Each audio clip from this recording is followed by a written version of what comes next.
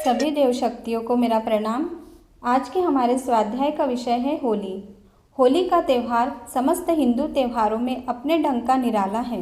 वैसे तो ये फसल के तैयार होने के उपलक्ष्य में वासंती नव सस्यष्टि यज्ञ का ही परिवर्तित रूप है और आजकल भी होली में नए अन्न की बालों को भूनकर खाना अनिवार्य माना जाता है। पर अब इसमें और भी अनेक सामाजिक तत्वों का समावेश हो गया है। इस त्यौहार की सबसे बड़ी विशेषता जो हमको दिखलाई पड़ती है ये है कि इसमें सामाजिक समानता का बीज विद्यमान है। होली ही एकमात्र ऐसा त्यौहार है जिसमें हिंदू समाज का प्रत्येक व्यक्ति एक दूसरे के संपर्क में आ सकता है और छोटे से छोटा व्यक्ति भी उच्च स्थिति के व्यक्ति के साथ बेतकल्लुफी का व्यवहार कर सकता है। यद्यपि हम इस त्यौहार में अनेक व्यक्तियों द्वारा प्रदर्शित की जाने वाली गंदगी, अश्लीलता, मूर्खतापूर्ण व्यवहार का समर्थन नहीं कर सकते, तो भी इसमें पारस्परिक प्रेम, निसंकोच उल्लास, हार्दिक हास्य विनोद और समानता का तत्व पर्याप्त रूप से समाया रहता है। होली का आरंभ कब और कैसे हुआ, इसके संबंध में जनता में कई प्रकार के विश्वास प्रचलित हैं। अधिकांश लोग तो इसका संपर्क होलिका द्वारा प्रहलाद को जलाए जाने की घटना से जोड़ते हैं। भविष्य पुराण में लिखा है कि डुंडला नामक राक्षसी ने शिव पार्वती की तपस्या करके यह वरदान प्राप्त किया था कि वह सुर असुर नर नाग किसी से न मारी जा सके और जिस बालक को पा जाए उसे खा सके। पर वरदान देते समय महादेव जी ने यह शर्त लगा दी कि वर्ष में केवल होली के एक दिन यह वरदान फलीभूत होगा और उस दिन भी जो बालक विभत्स आचरण करते और निर्लज्जता पूर्वक फिरते पाए जाएंगे उनको तू न खा सकेगी। इस कारण उस राक्षसी से बचने के लिए लड़के इस त्यौहार पर तरह तरह के विभत्स और निर्लज्जतापूर्ण स्वांग करते हैं। होली का त्यौहार फाल्गुन की पूर्णिमा को होता है।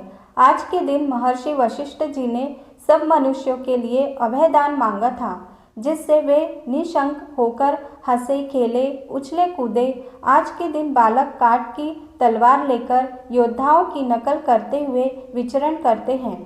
चाहे जहां से लकड़ी कंडे उठाकर होली में डाल देना, धूल और राख उड़ाना, नालियों की कीचड़ तक से परहेज न करना भी आज के दिन बालकों के लिए क्षम्य समझा जाता है। बड़ी आयु के व्यक्ति रंग से भरी पिचकारियों और गुलाल अबीर आदि से प्रेमाभिवादन करते हैं। शास्त्रों में गंध पुष्प धूप दीप नैवेद्य दक्षिणा और फलों से होलिका का पूजन करने का विधान लिखा है। आजकल भी स्त्रियां गोबर से तरह तरह की आकृति की वस्तुएं बनाकर पूड़ी पकवान आदि के साथ होली में डालती हैं। इस अवसर पर सब लोग ऊंच नीच छुटाई बढ़ाई का विचार छोड़कर खुले दिल से एक दूसरे से मिलते हैं। अगर गत वर्ष में किसी कारण परस्पर मनोमालिन्य बैर विरोध उत्पन्न हो गया हो तो उसको होली की अग्नि में भस्म करके पुनः मित्रता स्थापित कर लेते हैं। इस प्रकार होली का त्यौहार प्रेम प्रसार का पर्व है। यह पिछड़े हुए टूटे हुए हृदयों को मिला देता है। जाति पाति का जो घातक विष हिंदू समाज में व्याप्त हो गया है और जिसके कारण देश में फूट तथा कलह का साम्राज्य फैल गया है, वह भी होली के दिन अधिकांश में हट जाता है। आज का दिन पूर्णतः आनंद और उल्लास का समझा जाता है और किसी रूढ़ी अथवा नियम के कारण लोग उस आनंद को भंग करना पसंद नहीं करते। इस प्रकार यदि विचार पूर्वक देखा जाए तो होली का त्यौहार सामूहिकता के भाव की वृद्धि करने वाला तथा संगठन और ऐक्य को सुदृढ़ बनाने वाला सिद्ध होता है। पर जैसा हम ऊपर लिख चुके हैं कि इस अवसर पर लोगों को हंसी मजाक और नियमोल्लंघन की छूट मिलने का यह अर्थ नहीं है कि हम ऐसा आचरण करें जिससे उपयुक्त उद्देश्य सिद्ध होने के बजाय उल्टा वैमनस्य का भाव उत्पन्न हो अथवा नीच वृत्तियों को जड़ जमाने का मौका मिले। जैसे अधिकांश व्यक्ति होली को नशा करने का दिन समझते हैं और मनमाने ढंग से भांग शराब आदि का सेवन करके उन्मत्त बन जाते हैं। वे लोग उस अवस्था में ऐसे कृत्य कर डालते हैं जिनसे लड़ाई झगड़े उत्पन्न हो जाते हैं।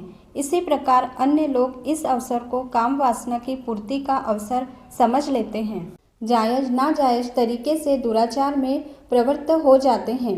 आजकल एक कुप्रथा भाभीियों से अश्लीलतापूर्ण हंसी मजाक करने की भी समाज में घुस गई है और होली के अवसर पर अनेक व्यक्ति सीमोल्लंघन कर देते हैं।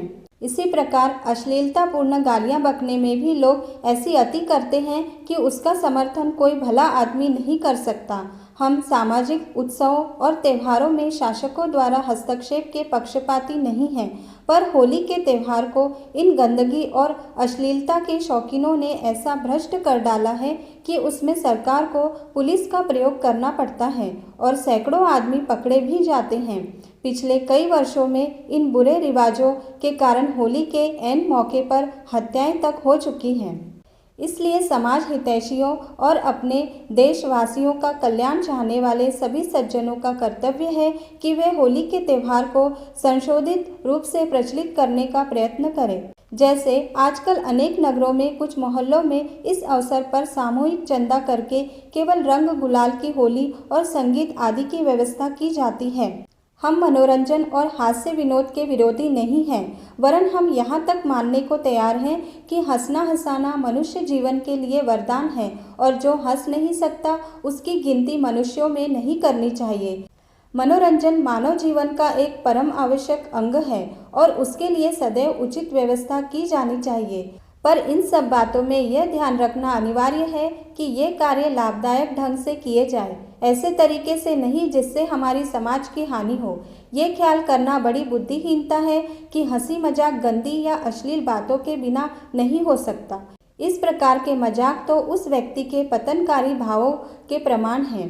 बड़े से बड़े विद्वान, त्यागी, महात्मा, समाज के नेता भी हंसी मजाक करते हैं, पर उनको गंदगी या अश्लीलता का आश्रय लेने की आवश्यकता नहीं पड़ती।